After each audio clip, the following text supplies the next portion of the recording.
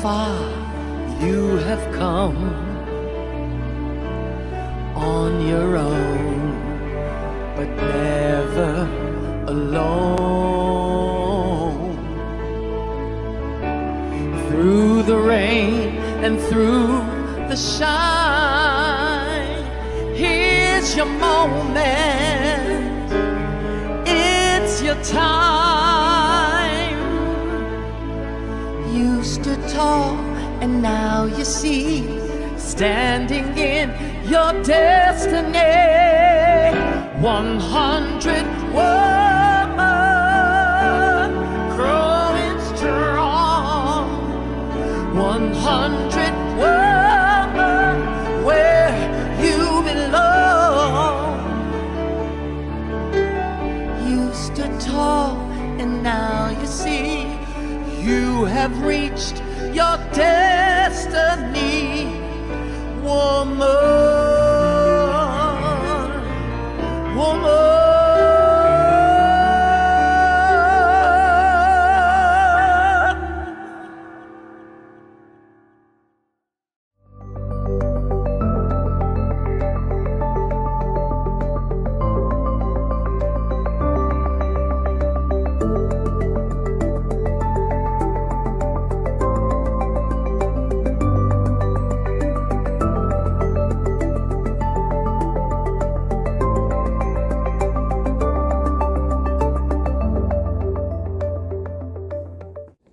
As people of African descent, we offer this land recognition in solidarity with the indigenous peoples of Turtle Island in the efforts and deliberate intentions toward decolonization. As people of African descent, we acknowledge the land of Turtle Island that sustains us, express deep gratitude to its indigenous peoples, and pledge to honor our dignity and divinity that ultimately connects us all. By Kay Johnson. Welcome to 100 ABC Fireside Chats. 100 Accomplished Black Canadian Women is a bold project initiated by co-authors and co-founders, the Honorable Dr. Jean Augustine, Dr. Denise O'Neill Green, and Donna Jones Simmons. Our mission is to celebrate and archive the professional accomplishments of trailblazing Black women from all across Canada. The goal is to create an ever-expanding database available for current and future generations via print media, public and private libraries, as well as our website, which is www.100abcwomen.ca. In addition to our fireside chats on topics that matter to our communities, such as education, healthcare, entertainment, creative arts, trade union, and so much more, we offer biennial book launching galas and biannual symposiums. The co-authors and co-founders would like to take this opportunity to thank each of you for attending today's fireside chat. We know that you will find these sessions educational and inspirational. So sit back, relax, and hear from our brilliant and talented honorees. Hello, everyone. Welcome to the 2026 Fireside Chats. This is season 5. We are having today episode 16, and today's topic in the list of engaging topics that we have, Black women and STEM advancement. Today, we are going to have a chance to hear from 2 expert panelists on different aspects of the topic.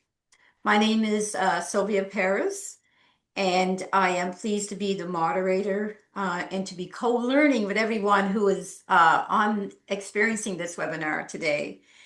As you would know from seeing the promotion, we're going to spotlight conversations that will look at the opportunities for youth engagement. We're going to look at the achievements, pathways into the science, technology, engineering, and mathematics, to the acronym STEM, And we're also going to talk a bit about the barriers that exist and then solutions related to those.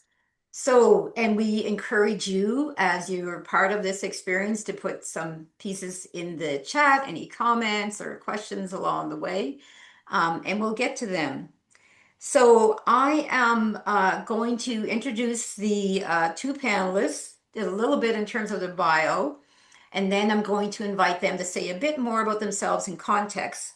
And before I go into that part, I just want to say for ourselves a little bit of context that enhances our appreciation as to why this topic is important and timely. So we know that for Black women in STEM and across the country, and probably with our own particular localized regional understandings, that we are significantly underrepresented in careers in this area. And so, what impacts our careers in this area? Well, one would be pathways in terms of education. So, we're seeing a gap in there as well. We're seeing that there's some programs that are existing in places that have specific focus to this topic of girls and women in the STEM and related fields. And then there's some incidental programs and stuff that would happen that would have a nuance. So we're going to have a chance to be thinking about those. And as I said, kind of hear very explicitly from our experts who are here about the state of the affairs now, if I'd say it that way, and then some solutions. So I'm going to begin, as I promised, with the introductions of our panelists. I'm going to start with Josephine Sindani. Josephine is the founder of JS Group, a construction and property services company focused on building communities and creating opportunity. She is a board member of the South Sudanese Youth of Canada and the founder of BETN, Black Employment and Trades Network, where she develops programs that connect youth to skilled trades, STEM, and entrepreneurship. Through her work, Josephine is committed to breaking barriers and creating accessible pathways for Black youth and women to thrive in construction and beyond. Welcome, Josephine. Thank you. I next am going to introduce Dr. Sade Kolode. Dr. Sade is the founder and CEO of Leadership Synergy Institute, a leadership strategist, keynote speaker, and author. Her work focuses on leadership, equity, and workforce development, equipping professionals to thrive in evolving industries, including STEM. She is a passionate advocate for advancing Black women and for developing the next generation of leaders. Welcome, Dr. Sade. Thank you. Thanks to you both. So, Josephine, I'll return back to you and invite you to say a little bit more about yourself in terms of connection with outside your bio, and maybe just take a minute or so to say a little bit more context of why this topic speaks so much to you. Okay. Well, I thank you again for having me. I'm so excited to be here. This topic especially is so close to my heart because STEM is something that I deal with on a continuous basis. Being my field of expertise is construction, we're at a critical moment when it comes to STEM in general. Across all industries, there's a growing demand for innovation, skilled workers, and a new perspective on how we approach things on a day-to-day basis in Canada. Where engineering, technology, and skilled trades, there's a gap in terms of thinking one aspect of skilled trade, it's only labor. And we forget so much of STEM is on a day-to-day basis when we're on sites, when it's measuring, when it's communicating with engineers and so on. So understanding why there's such a gap of information on women and young girls getting into STEM, it can be traced back to how we approach informing the young youth about the opportunities that STEM can be provided for themselves and their family. So having this conversation, breaking that norm of how we attract young women into STEMs is why we're here in the first place. So for me, it isn't just about science and like technology. It's about access and representation and ownership. And it's also about showing that we belong in spaces that are very critically lacking our presence. I'm here because I believe in the stories that I've heard in the industry for the last 10 years. And the main thing I constantly hear is our presence is just as important as everyone else's. And it's so important to be able to see someone in an industry that we very rarely see in the first place. So yeah, let's get the conversation started.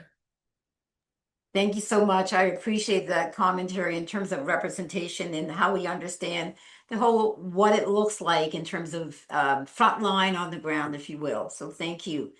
Dr. Sade, can I come to you? Absolutely. So exciting conversations already. I'm particularly excited for today's conversation because just last Saturday, I gave my first TEDx presentation and talking about the questions we're asking about women in STEM and generally looking at underrepresentation of women in total. But then when you add color to that, we're really looking at very serious situations of underrepresentation where um, almost disappearing. I just saw in the comments someone was talking about 3%, 2%. That is really, really low for a world that a world where we all have to exist together and all the great innovations are being determined by everybody except most of the people who are actually going to be benefiting or who need the same things to work for them. So this is a very key topic for me. It's particularly exciting. And in all my recent communications and keynotes that I give, I strive very hard to remind all of us that in STEM, we need diversity and not talking about representation. And when I say that, I'm not talking about just for equity, but for excellence and for a world that works, we have to have true diversity in STEM. Yeah, thank you for opening up under that word representation, what the breadth of that might be in terms of identities, probably, other things in terms of location. Um, so thank you for that as well in terms of your introduction piece and then giving us a little more context. Some more for this meal that we're going to nourish, that's going to nourish ourselves together as we have this conversation. Josephine, I'd like to come back to you to start with you. You had kind of hinted to that this idea about talking about STEM is beyond maybe just the words that are with that acronym. And so it's often seen as academic, while skilled trades are seen as hands-on. In your experience, how do STEM and the skills trades actually intersect? And why is it important that we start seeing them as part of the same ecosystem? Especially, why is it especially important for youth? So science, technology, engineering, and math in hindsight is what we build and use and utilize in construction on a daily basis, whether we're working with insulation, whether we're deciding on a pitch of a roof. These are all day-to-day maths that we use in general. So we could be working on a job site and the engineer draws or creates a project that we have to follow. That project, because of just the environment that we're in, is not going to be feasible. So how are we going to do it on the fly? You need this background, and it's something that when you look at it, you're less than because you're using your hands.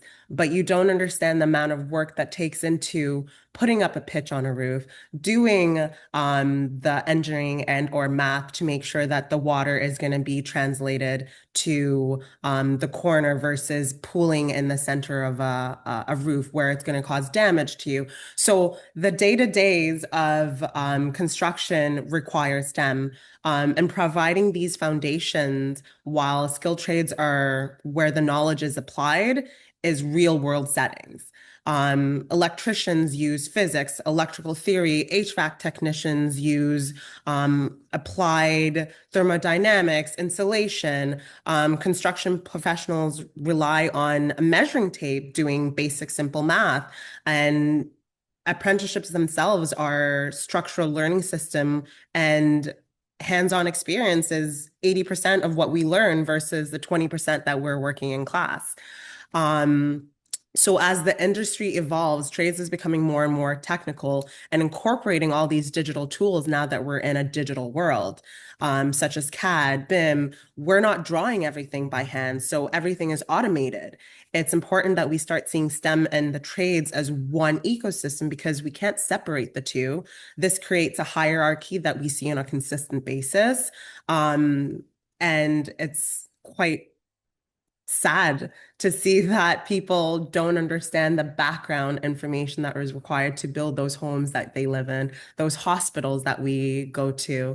When we label trades as a non-academic or just a side piece of an industry, we're actually high skilled. We're essential to the economy. And like I said, the ecosystem is more inclusive and realistic when we have these path intersection, versus being segregated in terms of how we approach the STEM conversation in general. Yeah, I mean, I appreciate that bringing us up to kind of do some self-reflection. I think about how we see and imagine things to be, and what gets its own kind of pod of focus, and where do those concentric circles intersect and stuff, and some of those crossovers. And I didn't want to continue on to a conversation or a question with you, Dr. Shade, Josephine, without acknowledging your really very important representation role in the construction field, a woman leading in the construction field. So I really want us to champion that as well, and show you value for that in terms of that contribution and that perspective that is seated. I feel like it's another aspect of saying to folks, saying to women, Black women and to girls, all these spaces can be yours, right? In terms of that. So thank you for showing that up for us. And I'm not sure in terms of other provinces, but certainly in here in Nova Scotia, we are hearing lots of conversations about trades, and that is going to be a focus for trades. And I think we've heard from the Canadian government message, the importance too, in terms of trades, entrepreneurship, resource use, and so intersections of those as well in terms of that. So there's what I mentioned earlier, there's a timeliness, I think, as well, in the aspect of us being kind of attuned to what is happening, provincially in our regionally in our jurisdiction and across the province. And so Dr. Shade, I would invite you as someone who has talked about here and is known for working to bridge leadership and STEM. What are some of the key barriers that you think, even knowing about what's in the ecosystem for coming down the pathway, as we say, so the key barriers for women face in entering and advancing in STEM fields, and how can we intentionally dismantle them? Awesome. So I'm going to talk about those barriers in under a couple of topics. So it's one thing to enter, is another thing to stay in there, and then what are ways to dismantle some of those barriers. The first thing I want to talk about is what we've started already with, is representation. And I really like how Josephine took it even into the trade world. Representation is what we usually find that we're talking about, right? So you find there's a lot of mentorships, there's innovations, there's lots of clubs and all that, all trying to encourage girls, Black girls and women to enter into STEM. But we have to go beyond representation to start looking at retention. So after getting them in, then what happens? Because a lot of times, yes, there's a struggle with getting them in, especially your zip code matters, right? There's some schools where things are pushed more than others. There's places where those clubs exist versus other places. So let's say that there's an attempt to get them in. What we're seriously lacking in is after creating the access, what happens? When they get in, do they feel like they belong? Are we helping them to stay in? Are we helping them to move through the, so to say, growth pipeline and actually succeed? Or are we creating an environment where this Black girl or Black woman gets to work every day and questions whether they should even be there? So that's number one. So representation can get us into the room, but the culture of where we go is what determines whether we stay there or not.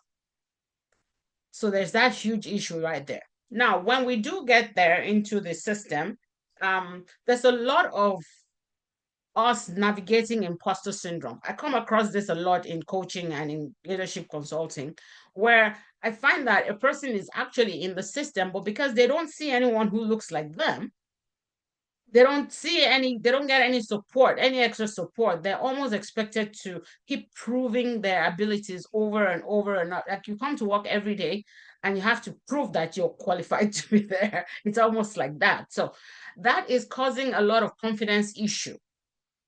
So a woman goes into work, a girl wants to get into a set sector, but she's not being encouraged. And so there's that issue of isolation, and it's hard to rise in a space where you constantly have to prove that you belong. Okay, I'm going to take a third one so I don't take all of the time, but another big one there is the leadership gap. So when we're even talking about belonging, how do you rise to a position of leadership? Because you're not even allowed to thrive you're not allowed to first stay, thrive, and then when do you get to show that you even have those leadership skills? Because you're trying to prove and prioritize your technical skills to even show that you belong there. At what points are these leadership skills going to come through to show that you deserve to lead and to do more than just the hands-on job? So how do we mitigate against, like, how do we cross these barriers? I think those are the bigger issues for me.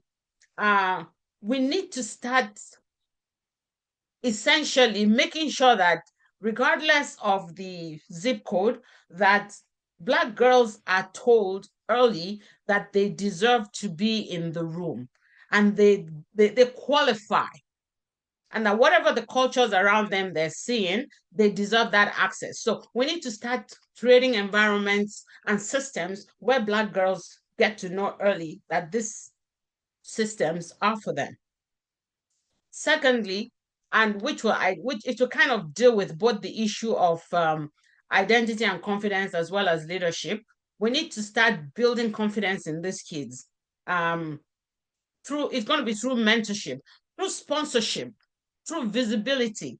And every chance we get, we validate their competence and let them know you belong in that room. No one is doing you a favor. You're not there because of representation or as a token. You really truly belong there, and your intelligence, your perspectives are needed. So I started to make a little acronym there, ICL, Identity, Confidence, Leadership, right? For folks, in terms of that. And so, yeah, so I really appreciate the comments around that felt like belonging. Like, what is belonging? You get into the spaces and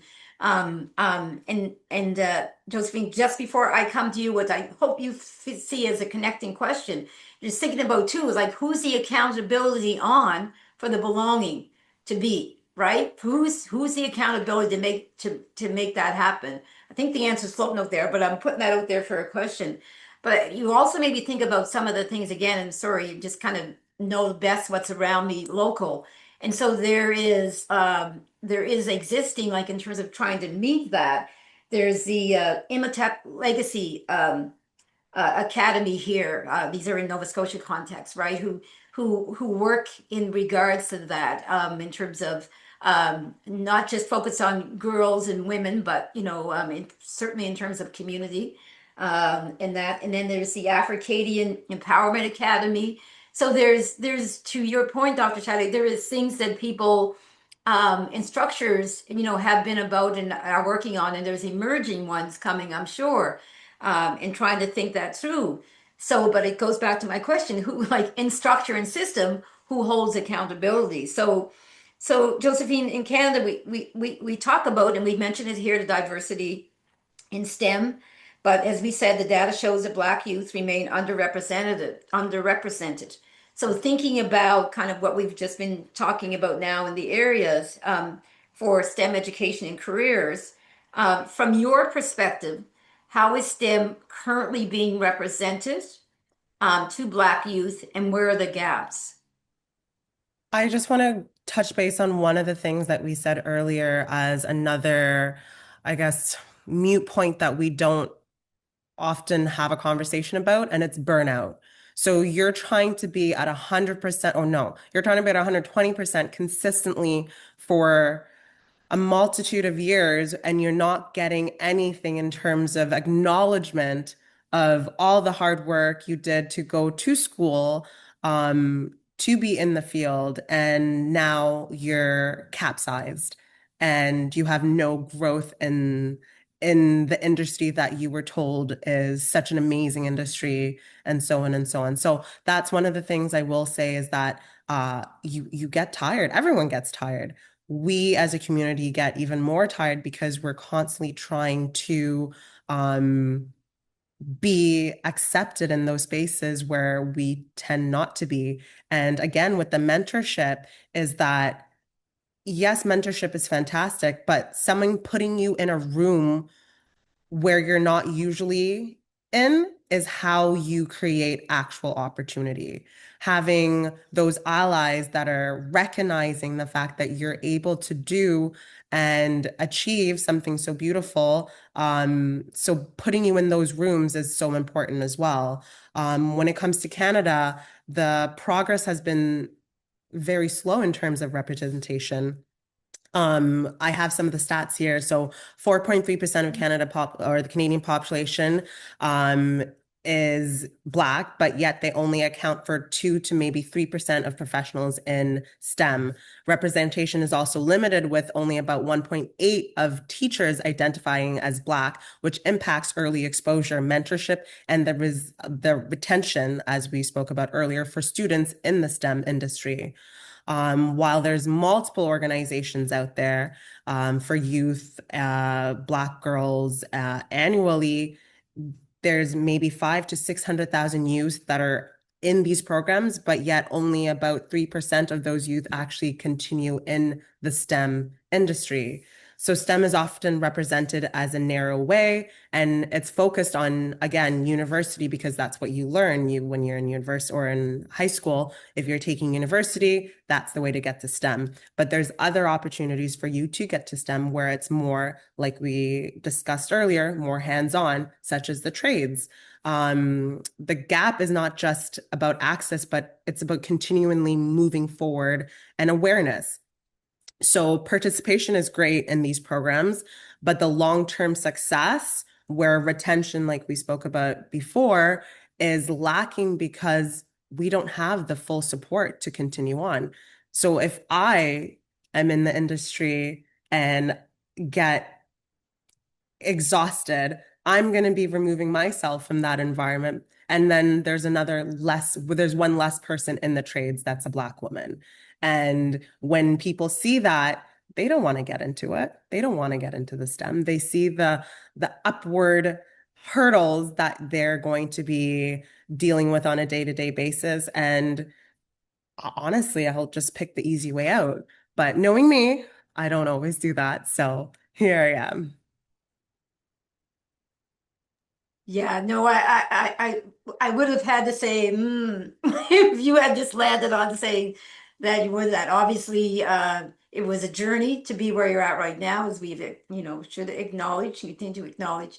And as well, this idea about burnout is such an important one to raise as well. We have, as you said, you kind of, if you have few folks to go to, I can just imagine the list of names that are attached to you for mentorship, for seeking opportunities for direction, even if not in a formal mentorship role.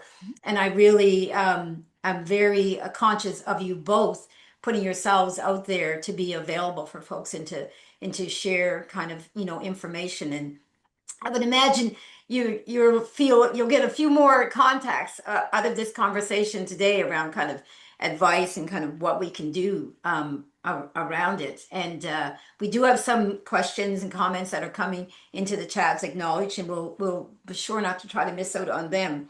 But I do want to come back to you, Dr. Sade, and we've used the word mentoring. I used it in the introduction. We've used it here in kind of a context as well. So and I know that you've mentored and developed emerging leaders across various sectors.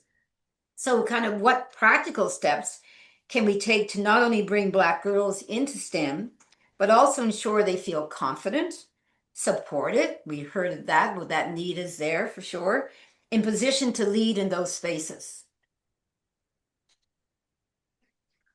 So I think what is going to be the greatest step we can take in this direction is to build solid mindsets. Is to build mindsets around the fact that the system is going to try and spool you out because that's just how it's built. It wasn't built with you in mind. It was not built with any considerations for you. So the system is so it's going to be two ways, right? So these young girls, as they come in, even though the barriers are already there, even before they get in, it's such a struggle for them to even get in, or to be encouraged to get in. When they, as they come in, they need to be encouraged to think kind of differently. Don't wait for the system to hand you anything, so to say. You're going to have to know exactly what it is that you need and literally go for it. It's that crazy because, like we've all noticed, the system just really isn't going to be there to hand you anything. And more than that, so I'm saying this even though I'm an advocate for let's stop trying to fix the girls. We keep putting the issues on these people who are struggling to get into the system. Actually, my next pet peeve now is how do we shift systems and structures?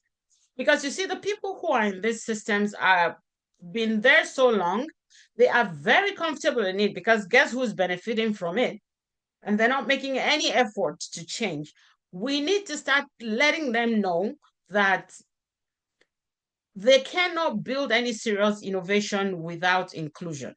So, what are we doing about inclusion? We need to stop throwing around these words and oh, we need this new club or new. What are you doing in the system to make sure that one, they get in, two, they are encouraged to actually stay in, and they have a pathway to lead? Because not everybody is going to be satisfied with just being there and hands on, hands on, hands on, and being asked to prove, oh, are you just a token hire or do you really deserve to be here?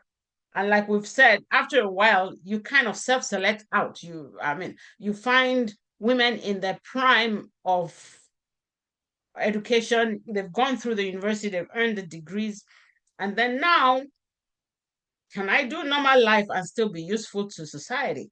Can I go ahead and have my children? Can I take them to soccer? Can I take care of my sick mom and not be viewed like suddenly I can no longer contribute? Do all my education and skill development, do they still count? Because that's the point that women are getting to now and deciding, oh, what can I do from home? The reason they're making that decision is because the system there does not support their reality. So they're having to choose between normal life and success in the workplace. And so you find a woman who has put in years to get this engineering degree, actually have a friend who studied engineering, and by the time when it was time to work, she had to decide between putting her kids in daycare and maybe spending the salary of one of them, either she or her husband, on paying daycare so that she could do engineering or just stay at home. She became a hairdresser. Do I have a no? I'm glad someone is a hairdresser. I need hairdressers, but did we really need to put all that education, all that effort, all that skill to go into hairdressing? She could have gone into hairdressing school, but she came out wanting to be something else. But reality forced her to choose. And of course, there's no competition. If I have to choose between raising my kids and and and going to work. Actually, she started with like she was braiding hair and she would keep people's kids around her because she had that was her daycare kind of thing. Anyway, all this to say the systems need to shift and we have to get to the point of policy decisions and we things have to move because we cannot continue in this cycle just trying to change the girls and take them to clubs and get them to do science and math and then what? Josephine, I feel like you're like, let me in here. Let me at this topic. I'm ready for it. So yeah, so what are your thoughts on it? Yeah, It what do you hurts see my in the heart. experience? It really does because I've mentioned this before. Oh, sorry, my dog. I've mentioned this before where I've said that if I had the opportunity to get into the trades when I first came to Canada, that would be the industry I would have chosen to be in just because kinesiology was what I went to university for. And it is a complete 180 in terms of being a sports science doctor versus being in the trades. And it was not necessarily the easy way. I was into track. Fitness was something that I wanted to do, but being a personal trainer for my African mother was not a viable career choice. It was you have to be either a doctor, a teacher, a nurse, something along those lines. And my mother came from extremely educated background, and she has her master's and so on and so on. So being in the skilled trades, I was looked at as a family and whole as less than because I wanted to work with my hands. Now, being here and my mom being on our call, she sees the value of what construction is and how important it has become and those opportunities that she gave me when I was younger in terms of just being creative and artistic translates so well into what I'm doing now. And I was into taking apart a computer and rebuilding it. I would literally figure out how these connections were working and this and that. And thank the Lord she allowed me to do that to our TV multiple occasions. But this was the thing that harnessed me to get into what I am in right now. And just playing, it was play for me. It was not thinking, oh, I need to create a career choice in STEM because of that. As we try to bring more representation into this industry, as we try to bring opportunities for the Black youth into these industry, playing is such a core thing that we need to do for these youth because they just need to understand STEM isn't in your everyday life. If you're more prone to mathematics like my son, it just comes easy to him. But we play. We play about that, whether it's chess, whether it's him coming onto job sites and stuff like that. I'm like, Mateo, what's the measurement for that? Can you calculate it? Can you do the conversion? Oh, okay. And he can do it. And it's just play. So representation is there. Us as a community, whether we're parents, first generation, second generation, need to allow our children to explore more. We need to be able to let them explore what they want to do. Because in hindsight, if they decide to do computer engineering, it's going to be a difficult course to get there. But it's just our support. We just need to support them because if they continue playing as youth and as adults, it's going to be just as fun, regardless of the outside noise, in terms of the criticism, in terms of the burnout, in terms of all that. It for them or for that person, it's still enjoyable. And enjoying something and loving something, those are when we create innovations to changing the world. We come up with amazing properties and houses and buildings and create beautiful what's it called? Computers. There's so many things. Innovation starts by play. And that's what we have to really understand, because we need to stop with the structure and allow our youth, if we want them to get into STEM, to enjoy play. And play comes with all these other aspects of STEM: math, engineering, science, and so on and so on and so on. So, yes. Yeah, so thank you for that, and thank you for, hinting to us like aspects of innovation. And I'll that there's a question on that in the chat, and so I'll ask more about it. However, at this moment, I want to kind of try to raise up for us to is it grapple with, maybe is the right phrase. As we've talked about, we don't want disproportionate burden on the Black women and girls in terms of like how they kind of need to manipulate themselves or whatever, take on a burden. We also want to think about like the various organizations and structures that need to either amplify or be a launch space for folks or continuing to support how workplaces, workspaces can be sure that belonging is happening and that we're responsive to folks. I've also heard us say a little bit about family, right? And about, kind of an understanding, parental understanding and valuing. Do we have any experience where a programmed approach also includes that education for the parents, for the communities broadly, kind of whatever? And Josephine, maybe I'll throw that over to you first in terms of what you've experienced in that regard. So with our non-for-profit, some things that I went through on a daily basis is what we're trying to mitigate. So information is fantastic to the individual, but information to their team, their tribe is even better, because that is what's going to set them apart in terms of completing and the retention aspect of STEM in general, because they're going to be there to support them when we do have burnout, where we do need a lack of childcare, where I'm on job sites at 7 o'clock in the morning. The kids have to be taken care from 7 till 8 before school and so on and so on. There is no daycare that's open that early, and there's no daycare that's open very late, because sometimes I don't know my schedule. So having that support system is so important.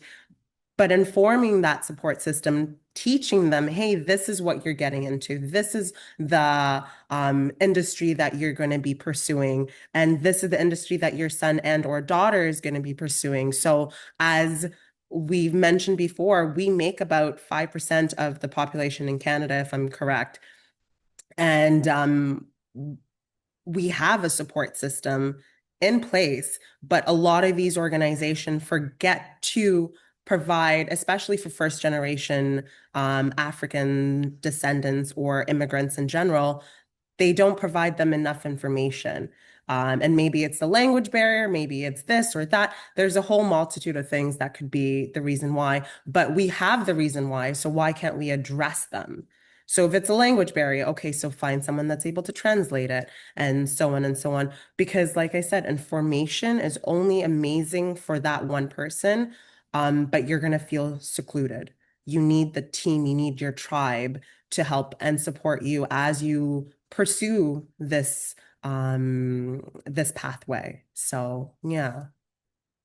Thank you. Thank you so much for that, Josephine. Dr. Shade, what is your thinking in terms of, and if you see this question around to take on Josephine's word, the tribe and the support system, what are your thinking on that? And do you see any intersects of that with what you've been talking around systemic and structural change? Yeah, absolutely. So yeah, support is all of us need support. Like everyone could do better with support. Um, that said, because support is not structured and it will differ from one person to another, right? If you're a first generation immigrant, we're talking about Black people, so we're coming in at different stages of life, right? So if you're a first generation Black Canadian, you're not going to get that support like that. You know what I'm saying? Versus someone who's a second, third generation, at that time, you already have family established. So, unfortunately, if we just wait for that kind of personal and community based support, a lot of it we might still find a lot of things dropping. And some people will have better opportunities, not just because of the level of ability or interest. It will just be a function of what they have already on ground, what advantages they have, which is what we're suffering from now and what we're trying to walk through. So yes, that is good, but the systems, the structures, the industries, the organizations themselves have to start looking at what happens if this person does not have that support. Does that person become less useful to the industry? Does the person's skills and educations still get used? You know what I'm saying? Because talking about this representation and retaining talent, it has to be more than just what's the word I'm looking for here? It has to be more than hit and miss. There has to be a process. So if we're going to create that structure and of support, then let it be a structure and support where practically anyone can walk into and access, kind of thing, right? Which is what the daycares are supposed to do. As an example, if I need to get work at 7, can I make a special arrangement where, the daycare opens a little earlier or a little later? Because this is where we're bleeding skills. We are really losing people because I actually, at some point when I had to do some of my research work outside the city, because I was working in a soil type research at the time, we had to go to the outskirts to go get soil samples to use. And sometimes we had to stay till I got to a point where I'm like, I'm not gonna let the daycare call the police because I'm leaving my kid. You know what I'm saying? So it's we don't need that burden. If I wasn't so committed to what I was doing, that was the time for me to, oh, I want to launch like a perfume brand I've been thinking about. You know what I'm saying? And you would just drop off. So yes, support is good. I love it. I mean, as people of African descent, we understand it more than anyone else, except maybe the indigenous people. They get that, right? But we cannot rely on it, and truly, we cannot allow the system to trick us into relying on that. Yeah, thank you for that. It's a really interesting piece. I think that you're both raising up in the sense about we might think about responses in terms of STEM and women's STEM in the trades, you know, focused into those particular organizations that name that, for want of a better way to say it. But what I hear we're raising up here too, in terms of policy and structure ways of being, is what are the formal support places that should be like in this planning conversation, right? And that folks who are present now in this discussion can listen to it on the replay can have a chance to think about that. So what is the intersection between, as we've been talking about, daycare facilities and open spaces? Maybe we'd be also talking about public transportation. Maybe there's other areas that would raise up the two that you see kind of, and to use your word, Josephine, the ecosystem. Like, what are all the various parts of that that need to be kind of considered? And so maybe Josephine, I'll continue with you in terms of thinking about like what programs, partnership, or approaches do you believe are the most effective for engaging Black youth in STEM and the skills trades, and to this point about kind of having it filter out, how can we scale that up? So when we talk about STEM, like we said earlier, for the youth, it requires meaningful changes. And that requires us moving beyond thinking that we can't build, we have these programs. So let me just step back. So we have these programs for STEM and youth that are giving them opportunities to get into STEM. The issue is that to be effective with these programs, we need to start younger. Once you're in high school, you have a very limited time of trajectory to pick and choose a STEM course, especially if you're going to university and or college. You need to be able to pick those courses from grade 9. If you're having exposure to STEM in elementary school, this gives us a longer opportunity of time to essentially get the exposure for these youth to be ready and to be ready for these STEM programs. So helping youth connect to STEM concepts and real world application, and also having mentorships come into schools and have, again, visual representation and explain what STEM is in a broader term versus, oh, STEM is just STEM. There's so many aspects of STEM that doesn't require you to feel like you're being alone in your approach. So when I think about real world changes when it comes to these pathways, at the end of the day, we can do as much as we can teaching these youth, but they need to get paid as well. They deserve to get paid after going through university, college, or experiencing and understanding these programs. Paid pathways are such an important aspect of what we need to do to support these youth. So strong partnerships where schools and industries and community organization are the key to creating a clear pipeline for them into these careers. Whether it's construction and pre-apprentice programs and job placements, these are scalable, simple models in Canada for us to support. And we don't need to be acute in how we approach these problems. There's some issues are going to be dealt with very simply and easily. Other issues are going to require a longer period of time of changing in how we approach this mentality. But they need to be able to expand and be able to be better connected. Meaningful change looks like a system where STEM and trades are integrated and pathways that are clear and accessible. And that's simply it, just being able to access these information as well as being able to get paid once you have finished your courses and or education. So that's how we position them for success, and that's how we position them to be better humans and be better Canadians, because we're going to be reinvesting back into our country, and that's what we want to do in hindsight. So yeah. Thank you. Thank you very much for that. I'm going to read the question that I feel like I've been teasing people about for a while, that's been in the chat, and I'll let either one of you decide who'd like to take it on first. So the question is, where do you see the biggest opportunity for innovation within STEM?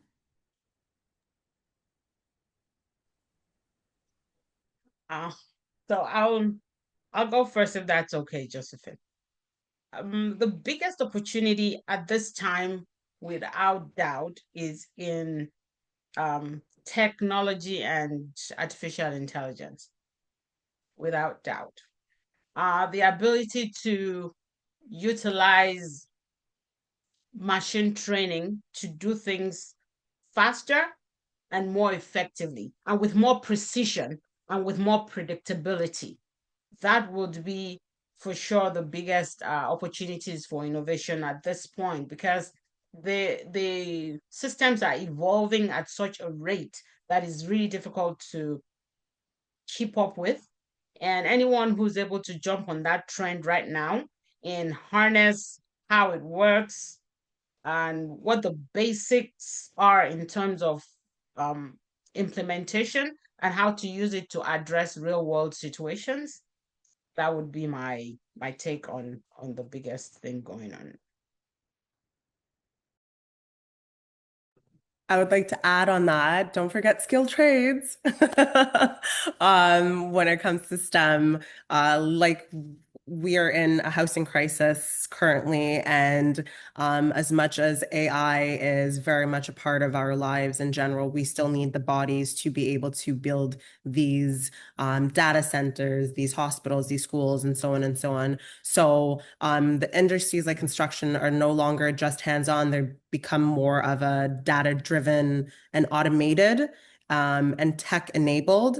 But at the end of the day, we still need real people, real problem solvers to deal with real world situations and real world problems when it comes to construction and building. So, yeah, building technology in general has leaps and bounds been evolving the last 50 years. And we're in an intersection now with how do we approach AI and include that in how we construct on a daily basis. There's going to be aspects of AI that's going to make our lives very, very easy and better, but there's always not going to be AI building and deciphering problems real time while in a construction environment. So, yes.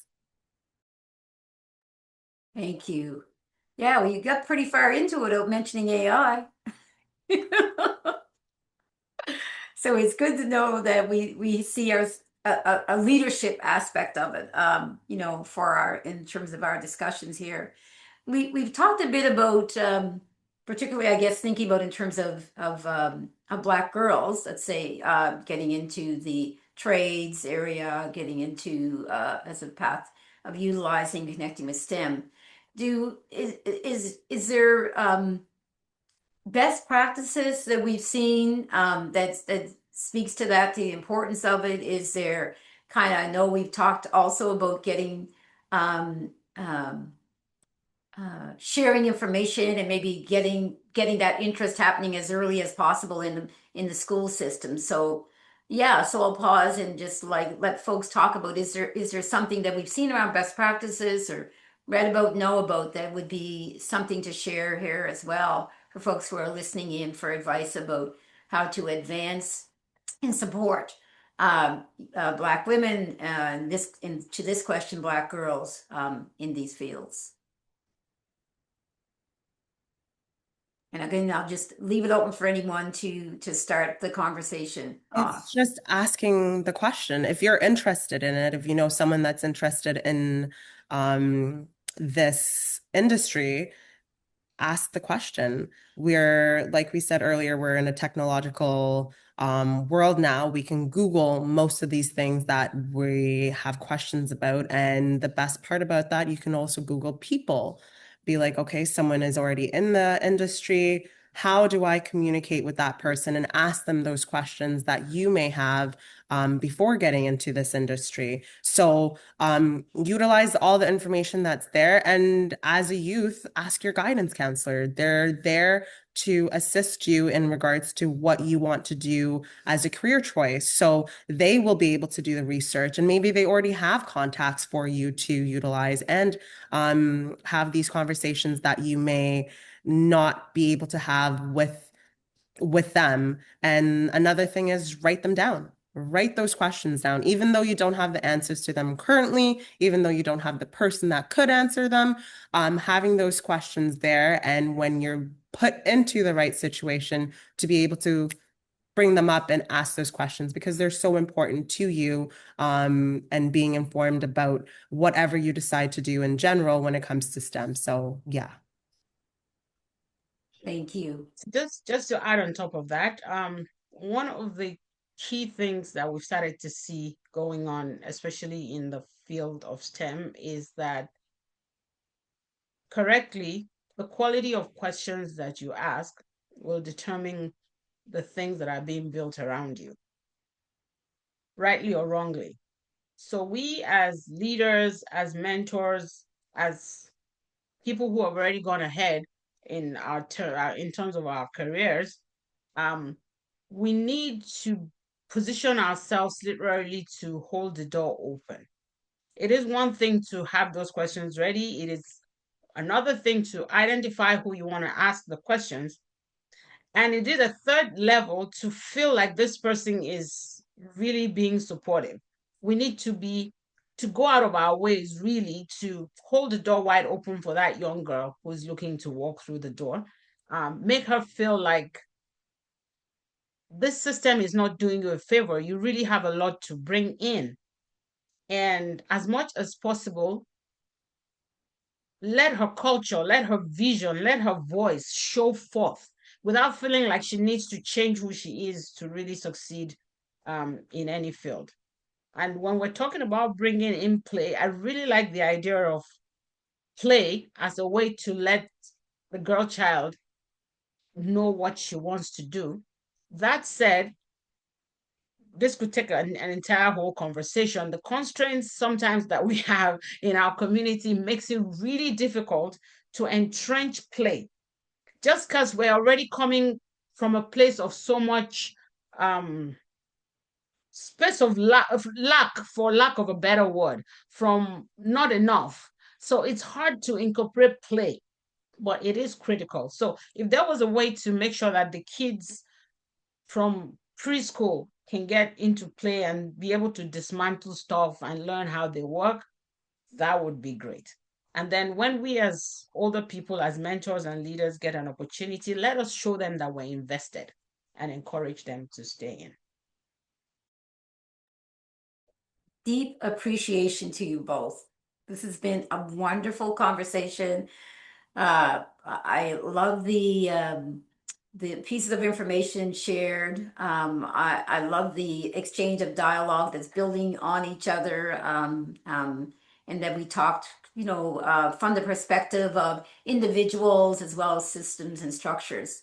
So time runs out, and so as we kind of get prepared to close, I'm wondering if you could think about, in terms of a closing comment, what gems, what advice would you want to, either gets reinforced from what you shared or what you wanted to add on to based on the conversations that we've had amongst ourselves and that have maybe built something as well. So just in terms of giving you some few seconds to kind of prep that in your mind, I do want to say thank you to each one of you again for coming.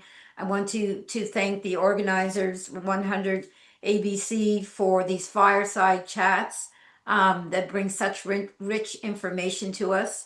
I know that placed in the chat was our next subsequent or follow fireside chat date and event. So I want to make sure audience folks have a chance to see that and capture it well, and certainly go to the website for 100 ABC website to get the kind of the full schedule of what's the upcoming. So now I'm going to come back and invite as I said, kind of your closing off comments before we let you go and go into our next kind of phase. So Josephine, if I could invite you to start. So at the end of the day, the issue is just generating pathways that end in careers. We talk about accessibility and formation and so on, as well as support, but the opportunity is only accessible if we make it accessible.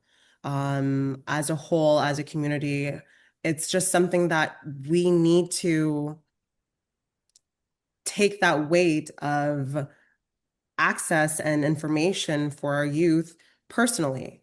We cannot be waiting for other people to provide these opportunities for our youth. We have to be the ones to create that opportunity. So when I'm in a position like I am in myself, with my organization and my company, it's so important to give an opportunity to the Black youth to be able to get into the trades or a STEM or engineering, whatever the case may be. So if we build clear pathways of support into these programs, then we're going to reap our rewards, because all these youth are going to have opportunities, career pathways, and be able to provide for their families and the next generation. So let's keep it simple. It's action, builds a system that actual Black youth are able to complete and succeed in.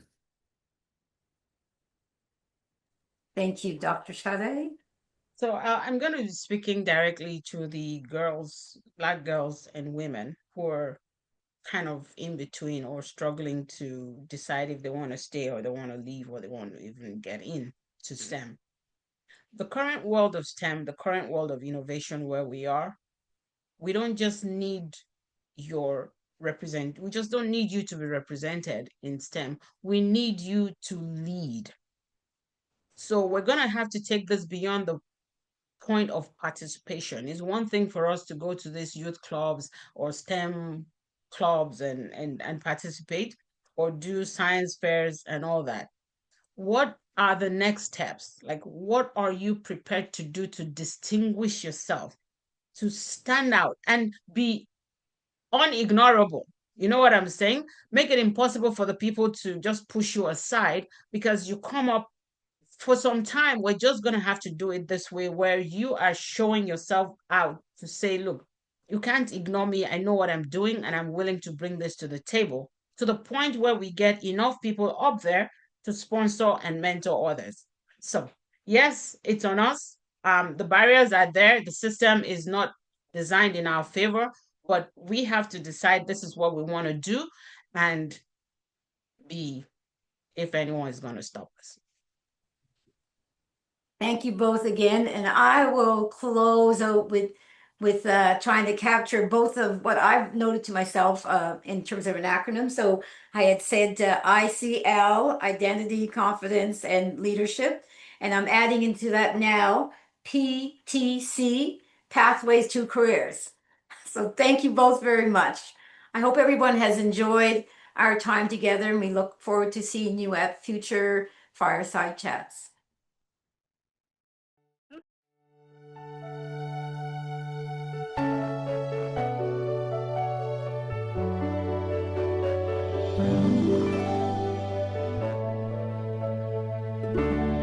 Look how far you have come on your own, but never alone. Through the rain and through the shine, here's your moment. It's your time. You stood tall and now you see, standing in